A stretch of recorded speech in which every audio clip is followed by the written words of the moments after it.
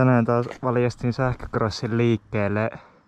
Tää on tosiaan joku X-Pro 50 runkoon rakennettu, missä on alkuperäisesti Samurai 50 kaksitahtimoottori ja jotain. Ja siihen on otettu sähkötekniikkaa 60 voltin akulla ja fast driverilla ja olikohan 4,5 kilowattia maksimiteho. Viimeksi ajoin tuolla niin uutena vuotena. Ja tässä takarengas meni puhki, takarenkaan laakerit räjähti ja ketjut meni kahtia. Ja nyt mä oon niinku saanut se vihdoin taas motivaation laittaa ajoa. Ja eturengas näyttää ainakin tyhjälle ja no toi takajarru ei tee mitään, mutta katsotaan saadaanko me settiä aikaa tänään.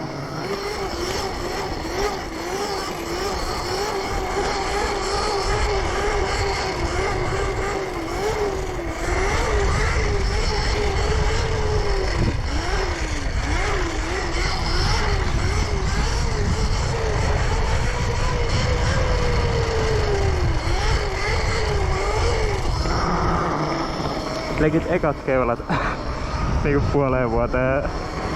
Kyllä se tuntuisi vielä onnistuva. Mä veikkaan vaan, että toi takajarru, kun se on niin huono, niin se ei toimi johonkin kohtaan. Ja sit mä ihan huolella vibe outtaa tällä vehkeellä. Mutta sitten se on sen ajan ongelmia. Mä ostin tähän satteen hydraulisen jarru, mikä niinku, siis se purupiste oli ihan hiton liian takanapäin, niinku, että sillä ei saanut rengasta rukkoa. Ja mä meinasin ilmata sitä. Ja koitin ilmata sitä, mutta se ei tehnyt mitään. Et mä en tiedä, se tuntuma niinku tuntui terävälle, että siellä ei olisi ollut ilmaa systeemissä. Mä ajattelin, että se auttaa, mutta se ei auttanut. Ja mä en ole ikinä selvittänyt, että mikä siinä on pielessä, niin mulla on vieläkin vaan toivonut Bayer-jarrusi.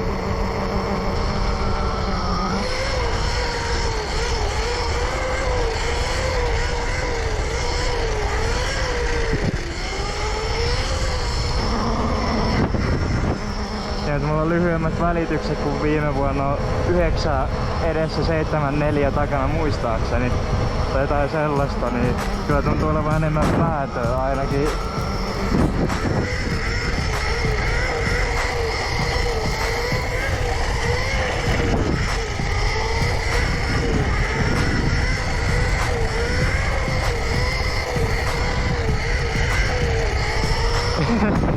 Ei, tätä on kyllä hauska vähän. Mä välillä en tykkää tästä, mutta on taas kyllä mukavaa päästä välillä taas ajamaan.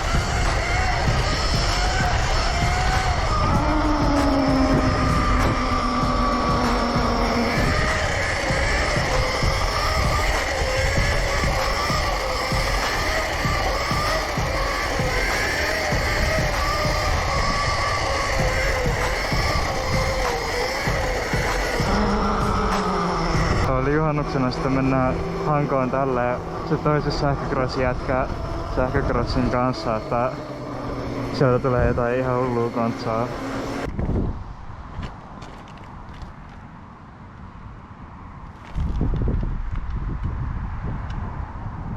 Vielä yllättäen läjässä. Taisi olla ihan koko aika vaihtunut se ketju, kun noin menee poikki ja kaikkea. Ja se sama ketju käytetään jossain autoissa nokkaketjuna, niin se on niinku designattu olemaan koko aika upotettuna öljyä. Niin sitten tälle mopokäytössä, kun se ei oo, niin ne ei kestä ihan hirveen pitkään.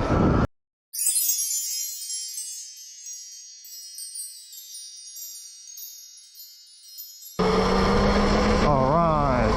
Taas on ruosteita korjailtu ja sähköviritelmiä vedetty pois ja jotain. Ja ei ole hauskaa. Se on kyllä toiminut yllättävän hyvin. Mä ajattelin, että olisi lahonnut matkalla ainakin kerran, mutta tää on vielä ihan ehjä.